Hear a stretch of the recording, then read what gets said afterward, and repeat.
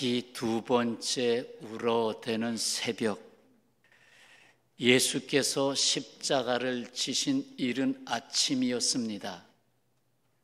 대제사장들과 장로들과 서기관들, 공회와 더불어 입을 맞추고 예수 그리스도를 결박하여 끌고 가서 빌라도에게 넘겼습니다. 빌라도는 유월절에 죄수 한 사람을 풀어주는 전례가 있는 것을 알고 있어서 이제 무리들을 향하여 내가 유대인의 왕을 너에게 놓아주기를 원하느냐 하고 던졌을 때 무리들은 소리를 높였습니다. 그를 십자가에 못 박으시오. 빌라도는 무리에게 만족을 주려고, 그 무리가 자꾸 이렇게 뭐라 그러면 좀 싫잖아요. 그래서 정치적으로 만족을 얻으려고, 그래, 강도 바라바를 대신 놓아주고 예수님은 채찍질하고 십자가에 못 박히게 넘겨주었습니다. 본문 바로 앞선 15절까지의 내용입니다. 그리고 오늘 본문을 지나서 21절부터는 구레네 시몬, 그가 예수님께서 지고 가던 십자가를 억지로 지게 된 내용을 기록하고 있습니다. 제3시 오전 9시에 예수님을 십자가에 못 박았습니다. 바로 여기 예수께서 십자가 지시기 전에 군인들이 예수님을 희롱하는 장면이 오늘 본문 16절로부터 20절까지 끼어들고 있습니다. 그리고 31절, 32절에서 다시 예수님이 십자가에서 운명하시기 직전 대제사장들과 서기관들이 예수님을 희롱하는 장면이 다시 부각되고 있습니다. 예수님의 십자가 사건에서 굳이 넣지 않아도 될, 이 조롱하는 사건이 없어도 예수님은 십자가를 지고 죽으셔야 되는데 굳이 희롱당하시는 치욕적인 이야기를 성경에 기록을 해야 될까? 마가복음 15장 오늘 말씀은 바로 그 희롱하는 사람들의 입을 통해서 오히려 하나님의 의도하시는 계시가 담기게 되었다는데 핵심이 있습니다. 자기네들은 희롱하고 있지만 그것은 하나님의 계시였다. 이루어질 일에 대한 계시였다.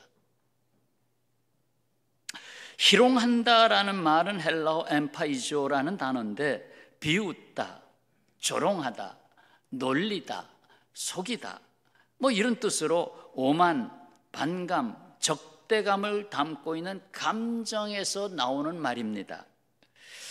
저들의 희롱하는 말에는 오히려 하나님이 나타내시고자 하시는 진리가 드러나고 있는 역설적인 증언이죠. 그렇습니다. 여기 조롱하는 말 중에 오히려 하나님의 의도하는 계시가 담겨 있습니다. 이들의 조롱하는 말을 통해서 예수께서 메시아됨을 오히려 전하고 있다는 것이죠. 이 조롱자들은 그 조롱의 계시가 담겨 있다는 것을 알지 못합니다. 그들은 무의식 중에 예수님의 참된 정체를 증언하고 있습니다. 16절 이하의 말씀을 한번 담아보겠습니다. 군인들이 예수를 끌고 브라이도리온이라는 뜰 안으로 들어가서 온 군대를 모으고 예수에게 자색 옷을 입히고 가시관을 엮어 씌우고 경례하여 이르되 유대인의 왕이여 평안할지어다 하고 갈대로 그의 머리를 치며 침을 뱉으며 꿇어 절하더라. 희롱을 다한 후 자색 옷을 벗기고 도로 그의 옷을 입히고 십자가에 못 박으려고 끌고 나가니라. 로마 군병들이 예수께 자색 옷을 입힌 것은 자색이 바로 왕이 입는 옷의 색깔이었기 때문입니다. 그래서 자주색 옷감은 비싼 것으로 팔렸죠. 그리고 그들이 비록 가시로 엮어 만들었지만 그 면류관을 만들어서 머리에 씌웠다는 것은 왕관을 대신한 왕을 상징하는 것이었습니다. 당신은 왕이시다. 그러나 고난받는 왕이다. 갈대로 머리를 치며 침을 뱉고 꿇어 절했습니다. 그 갈대는 왕의 통치자의 호를 상징하고 있습니다. 저들이 희롱하기 위해서 이와 같은 행동을 했지만 사실상 그들은 그들이 알지 못하는 가운데 예수님이 왕 되신 그리스도라는 진리를 증언하고 있었던 것입니다. 또한 여기에도 진리가 드러나지요. 31절 32절 이 말씀은 같이 읽을까요? 그와 같이 대제사장들과 서기관들과 함께 희롱하여 서로 말하되 그가 남은 구원하였으되 자기는 구원할 수 없도다. 이스라엘 왕 그리스도가 지금 십자가에서 내려와 우리가 보고 믿게 할지어다 하며 함께 십자가에 못 박힌 자들도 예수를 욕하더라. 그들이 말한 바와 같이 예수님은 실제로 남을 구원하는 자를 인정했잖아요. 남을 구원하는 자, 즉 자기 목숨을 많은 사람의 대속물로 주려고 오신 구원자지요. 대제사장들과 서기관들이 말하는 자기는 구원할 수 없도다, 이 말이 틀린 말입니까? 맞아요. 그렇게 예수께서 십자가에서 죽어야 남을 구원하실 수 있습니다. 예수님이 죽어야 다른 사람을 구원할 수 있습니다. 근데 그거를 그들은 깨닫지 못한 채 입에서 토설하고 있습니다. 자기는 구원할 수 없도다. 이 조롱하는 사람들의 말이 오히려 복음의 계시가 됐습니다. 지난 주일에 담은 이 말씀 기억하시죠? 왕이신 예수님은 십자가에서 우리를 대신해서 죽으신 후에야 십자가에서 내려오실 수 있었다. 죽어야 내려온다. 또 32절에서 다시금 예수님을 향해서 뭐라고 합니까? 이스라엘 왕 그리스도 하면서 지금 십자가에서 내려와 우리를 믿게 하라고 하지 않습니까? 참으로 안다고 하는 사람들, 적어도 종교적으로 그때는 앞에서 리더 역할을 해야 된 대제사장들, 서기관들, 율법을 빠삭하게 알고 있는 사람들, 안다고 하는 그 사람들이 십자가에서 내려오라고, 예수님을 향해서 십자가에서 내려와 보라고. 예수께서는 십자가에서 죽으시려고 오셨습니다. 그런데 내려오라고. 이보다 앞서서 14장에서 보면 대제사장이 공회에서 예수님을 신문할 때 물었습니다. 네가 찬송받으실 이의 아들 그리스도냐? 그리스도는 왕, 제사장, 선지자 세 가지 직분을 갖고 있죠. 네가 그리스도냐? 내가 그니라. 조롱하는 자들은 자기가 알지도 못하고 믿지도 못하는 가운데 예수님의 참된 정체를 계시하는 증언자로 등장합니다. 또 나가서 가룟 유다의 배반을 통해서 예수님이 십자가를 지게 하시며 가로, 세로 십자가가 하나님과 인간과 인간과의 화해의 상징이 되게 하신 하나님의 빈틈없는 역사하심 앞에 우리는 감사와 영광을 돌릴 수밖에 없습니다. 실로 하나님의 구원의 역사는 이를 거부하거나 응답하거나 모든 인간을 통해서, 모든 역사를 통해서 진행되고 있다는 사실입니다. 조롱하는 자들의 말을 사실로 바꾸시는 하나님은 결국 이 세상의 모든 역사의 한마당에서 하나님의 구원하시는 역사를 위해 역사의 수레바퀴를 움직이시는 분이라는 것을 알게 됩니다. 인간이 심히 교만하여 하나님을 떠나서 조롱하는 사람들의 대열에 선다 할지라도 그것마저도 바로 하나님의 구원으로 가는 길을 재촉하고 계시하게 된다는 사실에 놀라지 않을 수가 없습니다. 그렇습니다. 어떻게 해서든지 하나님의 구원하심을 이 세상에 펼치고자 하시는 하나님의 사랑, 그 오묘한 지혜, 그 역사하시는 방법에 우리는 겸허하게 찬양을 드리며 감사할 수밖에 없습니다. 더욱이 사탄은 자기를 멸하려고 오신 예수 그리스도, 당신이 어찌하여 나에게 왔냐고 말했지 않습니까? 그래서 예수 그리스도를 죽이면 자기가 계속 휘어잡고 갈 텐데 그래서 예수 그리스도를 이제 없애버리면 된다고 생각했던 사탄. 그러나 오히려 예수님이 십자가 지시고 죽으시고 나아가 부활하신 것은 사탄이 차마 거기까지는 헤아리지 못한 거지. 예수님이 십자가에서 죽으신 그 효험이 결국 나를 멸하게 했구나 하는 것을 알 때에는 이 사탄도 절규하지 않을 수가 없었던 것이지요. 하나님은 아무리 악이 성하여도 결국은 모든 것이 하나님의 뜻으로 귀결되게 하시는 것입니다. 사탄이 아무리 간교하게 하나님의 역사를 깨뜨리려고 해도 그 자체가 오히려 하나님의 구원의 역사를 이루시는 일을 견고하게 할 뿐입니다.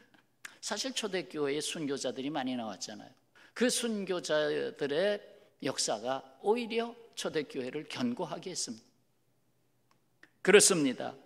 하나님의 뜻에 거슬려 조롱하며 나아가는 모든 인간의 역사를 역전시켜 그 뜻을 이루시는 분은 하나님이십니다.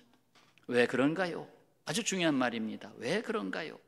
하나님은 하나님을 떠난 사람들을 찾아오셔서 거기서 구원하시는 것이 하나님의 궁극적인 목적이요 사랑이기 때문입니다.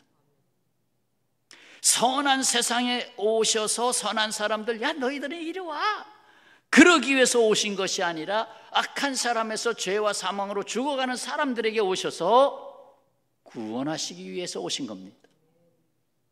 다시금요, 하나님은 선한 사람들에게 오신 것이 아니라 악한 사람들에게 왔습니다. 조롱하는 사람들에게 왔습니다. 비웃는 사람들에게 왔습니다. 불신하는 사람들에게 왔습니다. 왜? 그들을 구원하시려고. 그래서 조롱하는 자들 앞에서 죽으시는 것입니다. 십자가 짓기 직전 조롱했죠. 십자가에서 죽기 직전 조롱했죠. 조롱하는 자 앞에서 십자가를 졌습니다. 처음에는 박해자였으나 예수께서 십자가에서 죽으심을 보고 참된 신앙 고백을 한 사람이 있습니다. 예수님을 십자가에 못 박는 책임자, 로마 백부장. 로마 백부장은 빌라도 총독과, 그는 재판만 하면 되니까 총독과 마찬가지로 예수님을 실제로 십자가에 처형한 로마 행정부의 대표자입니다. 그래서 잘 집행이 되나? 과연 이 십자가에서 예수가 죽기까지 지켜봐야죠. 그런 그가 십자가에서 운명하시는 예수님을 보고 뭐라고 증언했습니까? 바로 39절 말씀입니다. 다 같이 읽을까요? 예수를 향하여 섰던 백부장이 그렇게 숨지심을 보고 이르되 이 사람은 진실로 하나님의 아들이었도다. 놀랍죠? 로마의 백부장이 진실로 하나님의 아들이었도다. 예수는 하나님의 아들이시다라는 신앙 고백은 초대 기독교 신앙 고백 가운데 중심적인 고백입니다. 특히 마가복음에서는 하나님의 아들이라는 말을 아주 중요한 명칭으로 사용하고 있습니다. 그것은 바로 마가복음의 제목이 된 마가복음 1장 1절, 하나님의 아들 예수 그리스도의 복음의 시작이라. 하나님의 아들 예수 그리스도의 복음의 시작이라. 이게 마가복음서의 제목이에요.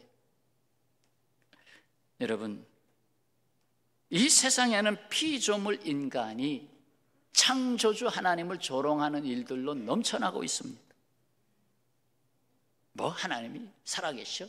하나님은 어떻게 계신데? 아이고 어리석은 사람들, 자기 자신이나 잘 믿고 살지. 하나님의 큰 수레바퀴, 진리와 구원의 바퀴는 세상의 모든 소리 가운데에서 변함없이 돌고 있습니다.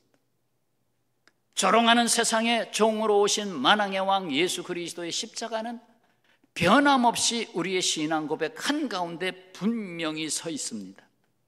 그리고 우리의 믿음의 수레바퀴가 변함없이 함께 돌고 있습니다. 그렇습니다. 예수 그리스도의 십자가 진리보다 넓은 세계는 없습니다. 그 십자가에 다 포용됩니다. 세상의 그 어떤 조롱에도 십자가가 서 있는 그 자리에서 자유가 나오기 시작합니다. 제 십자가를 지면 자유를 겪게 됩니다. 인도의 마하트마 간디가 이런 말 했어요. 나는 인간의 행동들에 관해 조롱하거나 슬퍼하거나 경멸하지 않고 오직 이해하고자 하였다. 이게 넓은 마음이죠, 사실. 그런데 한번 이야기 한번 담아봅시다. 간디가 영국에서 유학을 했잖아요. 대학을 다니던 때에 이러합니다. 자신에게 고개를 숙이지 않는 식민지 인도 출신인 학생 간디를 안이 꼽게 여기던 피터스라는 교수가 있었어요. 피터스라는 교수가 하루는 간디가 대학 식당에서 피터스 교수 옆자리에서 점심을 먹으려고 앉았습니다. 피터스 교수는 거드름을 피면서 말했습니다. 이보게, 아직 모르는 모양인데 돼지와 새가 같이 식사하는 일은 없다네. 교수 옆에 딱 앉아서 그 식민지 학생이 앉아서 식사한다고 앉았으니 교수가 안이 꼽죠. 돼지와 새가 같이 앉아서 식사할 수는 없지 않나? 간디는 재치 있게 응답하지요. 걱정 마세요, 교수님. 제가 다른 곳으로 날아가겠습니다. 아직 안 우시네. 웃지 않으시네. 못 알아들으셨나? 제가 새가 되어 날아가겠습니다. 그러면 교수, 당신은 돼지입니다 라는 뜻이죠. 복수심에 약이 오른 교수는 다음 시험 때에 간디를 애먹이려고 어려운 문제를 냈지만 거의 만점을 받았습니다. 간디에게 직설적으로 저 질문을 던져야 되겠다. 길을 걷다가 돈자루와 지혜 같은 자루를 발견했다네. 자네라면 어떤 자루를 택하겠는가? 간디는 대수롭지 않게 대답하지요. 그야 당연히 돈자루지요. 교수가 혀를 차면서 빈정거립니다. 만일 나라면 돈이 아니라 지혜를 택했을 것이네. 간디가 간단히 대꾸를 합니다. 각자 필요한 부족한 것을 택하는 것 아니겠어요? 각자 부족한 것을 택하지 않겠습니까? 무슨 말이죠? 교수가 자기는 지혜를 택한다고 했잖아요. 그러니까 교수는 나는 지혜가 부족하니 지혜를 택해야겠다. 그걸로 사실 반격을 한 것입니다. 나 간디는 지혜가 있어서 지혜는 안 택하고 돈이 필요하니까 돈을 택하겠다. 또 당했죠. 교수가 또 당했죠. 이 말에 히스테리 상태에 빠진 교수는 간디의 시험지에다가 사인을 해주는데 점수를 몇 점 하고 100점, 90점 써줘야 될 거 아니에요. 근데 거기다가 뭐라고 썼느냐? 멍청이 하고 썼어요. 멍청이.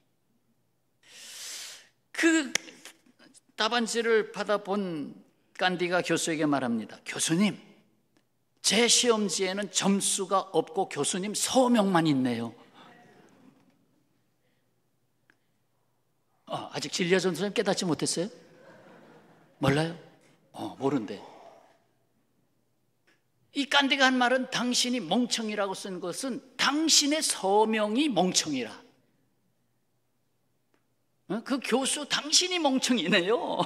당신의 서명을 쓸 때, 사인을 쓸 때, 당신의 사인을 쓸 때마다 멍청이 이렇게 쓰시네요 하는 공격이었습니다. 어떤 조롱에 대해서도 간디의 재치와 이 당당한 마음의 상태, 그 충만한 자유로움을 그 누가 깨뜨리겠습니까? 저는 생각해 봤어요. 간디처럼 누군가의 조롱이나 비판으로부터 자유로운 영혼이 될 수 있는 것은 그 가운데 주님의 십자가 진리가 있기 때문이다. 십자가 진리가 있기 때문에. 그래서 요한복음 8장 32절 진리를 알지니 진리가 너희를 자유롭게 하리라. 이 진리는 예수 그리스도죠. 십자가 지신 예수님이 내 안에 들어와서 그리고 나도 제 십자가 지고 주님과 동행하면 이 놀라운 자유를 누린다. 고백합시다. 내게 이러한 자유가 있습니다. 누가 옆에서 조롱을 해도, 누가 빈정대도 그건 당신의 장난일 뿐이야. 내게는 자유가 있어. 이미 내가 산 것이 아니오 내 안에 그리스도께서 살고 계시는데 어찌 내가 거기에 매이겠는가? 아주 간단해요. 그 고백을 매일 해야 되는데 잊어버릴 때가 있어요. 이제는 내가 사는 것이 아니요 오직 내 안에 그리스도께서 사신 것이라. 이 고백만 매일 적어도 한 번씩만 하면 이 세상 능히 이겨나갑니다. 내가 산 게 아닌데 누가 확 찔렀어. 나는 이미 죽었다네. 이미 죽은 사람 찔러서 뭐하나. 성도 여러분, 조롱하는 소리가 있고 세상에 유혹이 찾아온다 할지라도 세상에서 십자가 지신 예수 그리스도에 계시는 결코 중단될 수 없습니다. 그 조롱하는 입에서 토해낸 말들이 진리였다는 것을 그날에 그들도 알게 될 것입니다. 평화의 가족 여러분, 이 죄악으로 가득한 세상은 온전할 수가 없습니다. 갖가지 조롱소리와 유혹이 넘실거리고 있습니다. 그러나 슬퍼할 수 없습니다. 지금 당장만 보고 한 조각만 보고 슬퍼할 수 없습니다. 낙심할 수 없습니다. 유혹으로 흔들릴 수 없습니다. 이 세상에 대하여 우리는 믿음으로 담대하게 삽니다. 우리가 살아가는 순간순간의 자리에 주님의 십자가가 있기 때문입니다. 더욱이 주님의 십자가와 함께하는 우리 각자의 십자가는 죄악을 이기고 자랑하고 있습니다. 우리의 삶에 주님의 흔적으로 가득하기를 기도합니다. 아멘. 우리가 즐겨 부르는 복음 찬송 있잖아요.